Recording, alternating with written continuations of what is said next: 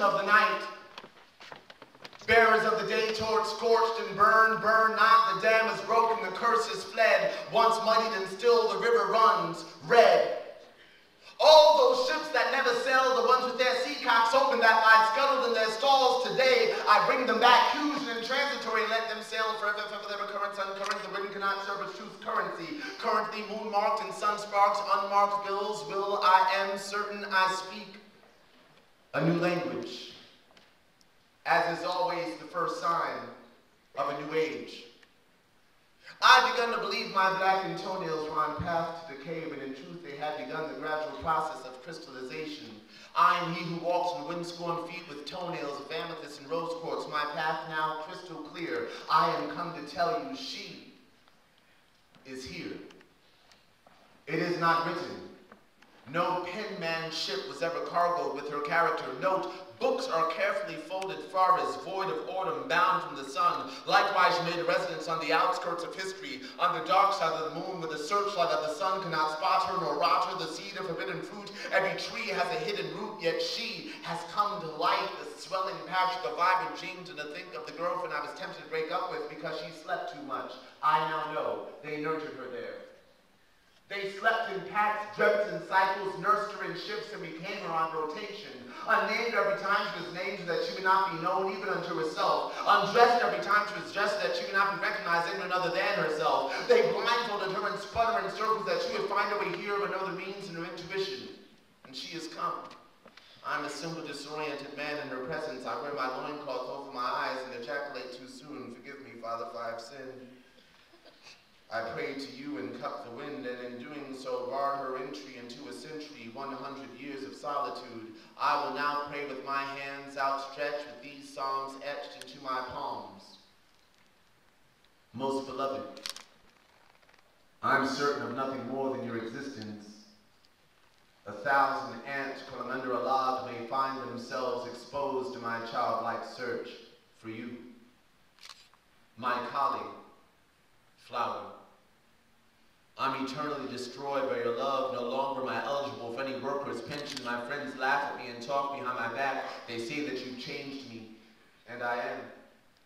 I'm like a survivor of the flood, walking through the streets drenched with God, surprised all the drowned victims are still walking and talking. Maybe there's hope. I rush to each victim's side, sucking what I can of you out of your various incarnations, pumping their stomachs and filling them. To touch them is to touch you, to kiss them is to kiss you. My friends, love is an art form slightly removed from its element. And one may ask, well, what does this mean? I respond, I've made it up, but it shall be from now on. From now on, cities will be built on the one side of the street so that soothsayers will have wilderness to wander and lovers space enough to contemplate a kiss. She kisses if she alone could forge a signature of the sun. I closed my eyes, although I never knew the difference. I stood before a brighter light at lesser distance, and then a feeling, almost as if nothing were ever bound to be repeated ever again, as if history had been as masterfully created as the Great Pyramids, and to reconstruct or relive at any given moment would have to stem from an understanding of how the pyramids are built from the top down. And if one could understand such majesty, one would also understand that pyramids are first made of flesh, and that kisses are portals. Our sacred breaths shifting through hidden corrals and passageways. I will find my way to eternity within you.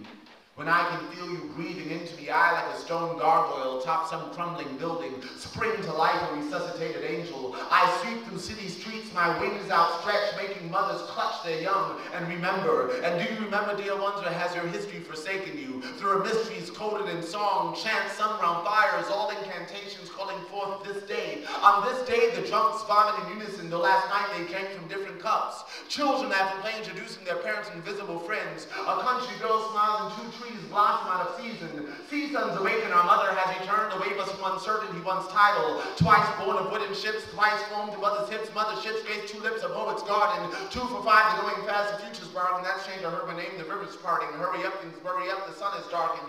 Rivers like oceans, oceans like answers, questions in cloud forms, raindrops and stanzas. To be or not to see or not to. She had eyes like 2 turntables, mixture in between. My dreams and reality blend in ancient themes. The basis of Isis, cross-faded to Ankh. The beat drops like a cliff, overlooking my heart.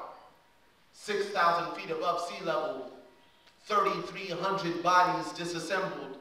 The head bones connected to the cockpit, knee-jerk ass backwards, dancing slaves in the mosh pit. Punk rock of Gibraltar, roll out, nothing's new. Mo blood dyes the mohawk, only this time it's you. And you never loved her for what she possessed. You powdered her face and came on her headdress. Oil, slick feathers, featured stench waterbed. Mother Nature's a whore, said the shotgun to the head. And it smelled like teen spirit, angst-driven, insecure, a country in puberty, a country at war. Let me end on this note. I'm very aware that I have said some things tonight that may have ruffled a few feathers, like, whoa. I would encourage you to begin the process of simply keeping things in perspective. I believe that religion, for example, is beautiful. It's beautiful as a tool to help us find our innermost and greatest selves. It's like a crutch, you know, that's there to help us stand straight in our understanding of God and humanity and what have you, right? And if you break your leg, let's say, to follow on with this analogy, if you break your leg and use a crutch, or your spirit is broken through time, through history, so that you need a crutch for a better understanding of God and the universe and of love, right? Let's say you use those crutches to walk. Your doctor at some point will pull you aside and say, okay, if you want your muscles to develop properly and not to degenerate through atrophy, it's time to put down the crutches and just walk. I know it feels a little awkward because you've been wearing this cast for so long and walking with these crutches, it may be comfortable, but it's good. Just practice walking. Now mind you, if you have crutches, would you say that you belong to the crutches, or do the crutches belong to you? Huh? The crutches belong to you, right? So why are we so apt to say that we belong to our crutches? Keep it in perspective, because if we don't, then it turns us against each other. I'm still that 6-year-old boy asking my dad, Dad, but this little Jewish girl shares her snack with me every day. She does unto others as she would have them do unto her. She's beautiful, she's kind, she's nice, she's the nicest girl in the class. You mean to tell me she's going to hell? She lives love. Don't be stupid. It's time for us to grow up. You high school students, when you come to college, this will be your opportunity to question everything that you're born into. Just because you're born into a Republican household doesn't mean that you have to be a Republican. Just because you're born into a Democratic household doesn't mean you have to be a Democrat. Just because you're born into a Catholic household doesn't mean you have to be Catholic. Whatever the fuck you're born into doesn't mean that you have to perpetuate that in your lifetime. This is your lifetime. The more you grow, the more you encourage and inspire all of us to grow. And the only way you're going to do it is by questioning authority, not on some not paying attention in classroom, but paying so much attention that you might actually fuck around and teach a teacher something.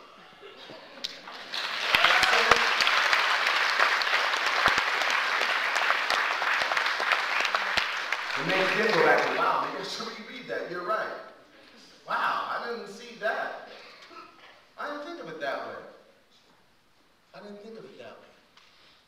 That's a good thing. Thank you.